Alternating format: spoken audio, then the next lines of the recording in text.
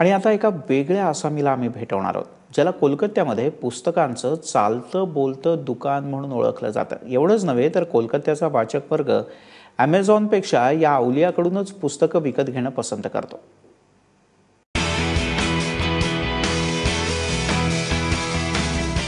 City of Joy म्हणजेच कोलकात्याच्या SN Banerjee रोडवरची ही गल्ली म्हणावी तितकी प्रसिद्ध नाही. मात्र या गल्लीत राहणारे तरुण कुमार शॉ हे कोलकाताच्या विचारवंत आणि वाचकांच्या वर्तुळात चांगलेच प्रसिद्ध आहेत. आणि तरुण कुमार शॉ यांना दिग्गजांशी जोडणारा दुवा म्हणजे ही पुस्तकं.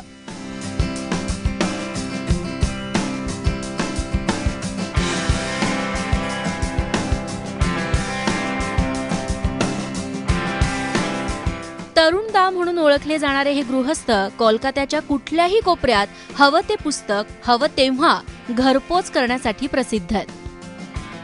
गेल्या 30 वर्षांपासून तरुणदा जी सेवा देत आहेत ती सेवा देणं ॲमेझॉन आणि फ्लिपकार्ट सारख्या जगविख्यात कंपन्यांना आज तागायत जमलेलं नाही.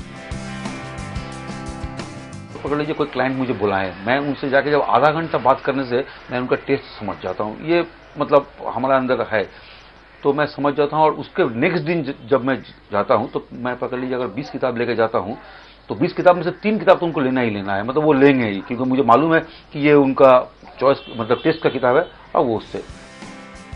ई कॉमर्सच्या उदयानंतर कंपन्यांनी पुस्तकांची होम डिलिव्हरी करायला सुरुवात केली. मात्र तरुण शॉ यांच्या वडिलांनी 40 वर्षांपूर्वीच या कल्पनेला मूर्त स्वरूप दिलं होतं.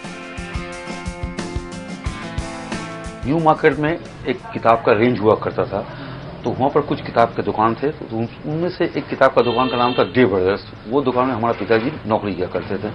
उसके बाद क्या हुआ कि वो मेरे पिताजी वो नौकरी छोड़ दिए. छोड़ के मेरे पिताजी ये काम शुरू किए. उन्होंने सोचे कि क्यों ना मैं डायरेक्ट, क्योंकि क्लाइंट जो है, जो बुक सेलर है, बुक लवर है, वो हमारे पास आता है. मैं अगर डायरेक्ट उनके पास पहुंच जाऊं तो फिर कैसा रहता है. तो हमारे पिताजी वो काम शुरू किए और उस टाइम हम लोग साइकिल लेके काम किया करते थे. तरुणदांची आणखी एक खासियत म्हणजे ज्या पुस्तकांवरती बंदी आहे किंवा ज्या पुस्तकांच्या प्रती बाजारात उपलब्ध नाहीत ती पुस्तकही हा आसामी घरपोच आणून देतो. और पकड़ लीजिए कुछ किताब है जो आउट ऑफ प्रिंट है, नहीं मिल रहा है. तो इंग्लिश किताब, बांग्ला किताब तो ऐसे मिलना बहुत मुश्किल होता है. इंग्लिश किताब तो लोग मुझे बोलते हैं कि भाई इसको मंगा दीजिए. तब मैं बोलता हूँ कि मुझे टाइम दीजिए. मैं पब्लिशर से कांटेक्ट करता हूँ. कॉल करने के बाद पब्लिशर से बात करता हूँ कि भाई ये किताब मंगाने का आप क्या चार्ज लीजिएगा, कि आपके पास है कि नहीं, अगर है तो क्या कंडीशन में है, आप इसको भेजने का क्या चार्ज लीजिएगा. वो मुझे पूरा एस्टिमेट देते हैं. मैं क्लाइंट को बोलता हूँ देखिए इसका एस्टिमेट टोटल ये है और मैं अपना चार्ज इतना लूंगा, 100, 200, 300, 400 जो वो डिपेंड करता है, और मैं अपना चार्ज इतना लूंगा और आपको इतना दिन लगेगा मंगाने में. अगर वो डन करते हैं तो मैं मंगा उनको दे देता हूँ. घरपोच पुस्तकं पोहोचवणाऱ्या तरुण शॉ यांच्यासाठी कोलकात्यामधल्या सेलिब्रिटींचे दरवाजे नेहमी उघडे असतात. कोलकात्यामधल्या प्रत्येक क्षेत्रातल्या दिग्गजांच्या मित्रांच्या यादीत तुम्हाला तरुण शॉ यांचं नाव हमखास आढळेल. बंगाली जो आपका एमिनेंट ये है आपका मीडिया का एडिटर्स, सागरमय घोष देश पत्रिका का एडिटर, मिस्टर MJ अकबर हमारे खुद का क्लाइंट थे. मिस्टर वीर सांघवी हमारे क्लाइंट थे.